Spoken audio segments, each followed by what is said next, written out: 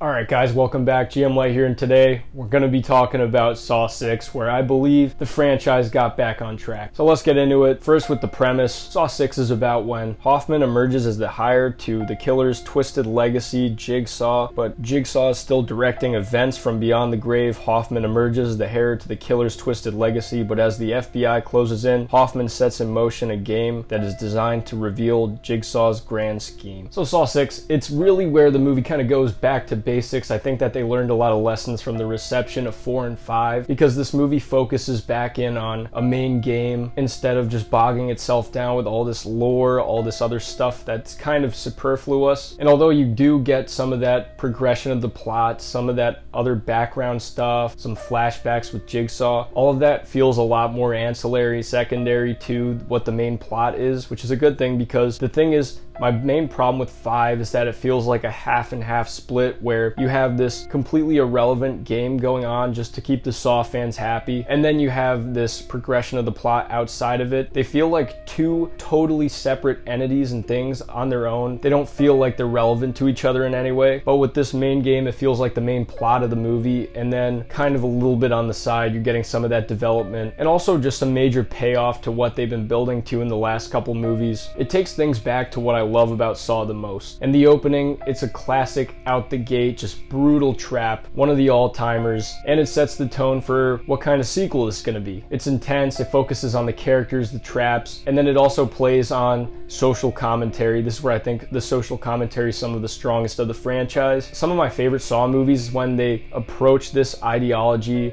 and apply it to a system, like in this one, healthcare, like in Spiral with the police force. They use it to their advantage, and they make the actual concept a part of these traps and the decision making involved, and that's where it's really the strongest. And that's where the meat of this movie is. I love how they put this guy Easton, I forget his name exactly, to the test in just an absolutely brutal way. I love the intensity of them putting him in these awful situations where he has to make these terrible decisions, and it just hits him how flawed the implications of his policies at his company are, because he's faced with these situations where he's brought to a one-to-one comparison. What does he do? And they really make him reevaluate what he's been doing, and that's where honestly the plot hits home the most. I appreciate that that's the main focus too. It doesn't get too bogged down in these investigations or these subplots or anything.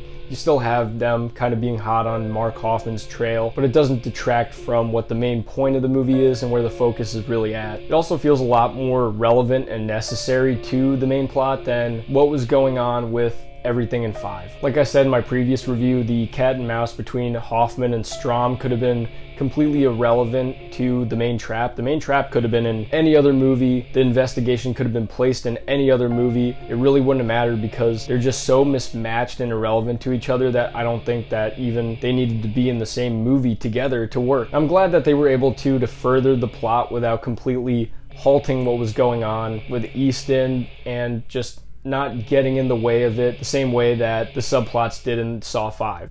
It's also kind of hilarious to see Devin Brostick, I think his name is, Roderick from the Diary of a Wimpy Kid movies in this. He acts a little bit weird in this movie. I can't tell if it's inexperience or if I can't take him seriously because I can't separate his character from Diary of a Wimpy Kid and this movie. Might be a little bit my fault. I don't know if it's the movie's fault. It's hard to have kind of a clear idea of what's really going on here. Besides him though, some of the cast is kind of standard Saw. I don't think you get the best acting here, but you also don't get the worst. I think it's probably better than Saw 5, but that isn't much of a high benchmark, seeing that Saw 5 had some pretty bad actors in them. So almost anything felt like a step up, but they served their purpose, and it didn't take me out of the story at all, besides a little bit of the Roderick stuff, but that's also just because it's Roderick from Diary of a Wimpy Kid, not really the movie's fault. I'm also happy to get some more time with John Kramer before he's Jigsaw. The thing that I think is actually interesting about it is that it probably has the most cogent social commentary maybe in the whole franchise, but you also see these conversations that John Kramer's having with Easton before he's Jigsaw, when the gears are kind of turning. You see where this psychology is starting to kind of have its beginning, his mentality that kind of leads him to be Jigsaw. Obviously, like I said before, it's not going to be coming out of nowhere. He didn't just become Jigsaw because he got cancer. It was a perfect storm of different things that made him Jigsaw, and seeing kind of the beginning of that mentality personality that he has and where all this comes from, it leads down an interesting path and you get a better idea of who Jigsaw was. On top of that, there's also just a good little reversal that they have towards the end. They're able to play with people that haven't interacted and kind of play on your expectations of assumed dynamics, and it leads to a really great twist ending that I honestly didn't see coming, at least when I first watched this movie. Obviously, I've been watching this for like 10 years at this point, so I saw it coming now, but I'm saying when I first saw it, I didn't see it coming. I don't think that someone who would watch this for the first time would see it coming or find it predictable in any way. Something too that this movie gets right, and it kind of entwines a little bit with one of my few negatives of this movie, but the fact that Easton has to make these decisions about other people, it works completely to the story's benefit in the way that it makes it more intense, that you're not just fighting for yourself, you're fighting for other people. You have to make choices with people's lives. Sometimes that could be even more horrifying and desperate, and it leads to very terrible decisions. It leads to very gut-wrenching decisions. Those are the scenes that I think really harken to that. The carousel scene is just absolutely brutal. The way that he has to choose who lives and dies based on his policy percentage feels extremely cruel and just brutal. Also, kind of on the other side of that, I think that it feels like it goes a bit against Jigsaw's psychology, and there's a little bit of a logical inconsistency. He claims that he's not a killer, that he never forces anybody to do it, but he puts these situations where somebody has to die and innocent people are used as externalities in these traps, especially too with the janitor. I don't think the janitor did anything wrong, and it was obvious that he was going to die and not be able to hold his breath as long as Easton, and I assume that Jigsaw assumed that because if Easton died in that first trap and couldn't hold his breath, well then the rest of the movie and the rest of the plan doesn't happen, so he was actively assuming that he would die. So I mean, kind of just all that to say that it makes his psychology a little bit inconsistent, but you know, if he's supposed to just be nuts and a crazy psychopathic serial killer, I guess it makes sense that he wouldn't be the most logically consistent person. But my main issue with it is that I don't know whether it was intentional or not, or if they were just kind of playing a little loose with the rules and, you know, how Jigsaw thinks. It makes for more intensity and it makes for more desperation, adds to the kind of traumatizing edge of this movie, why I'd say that is probably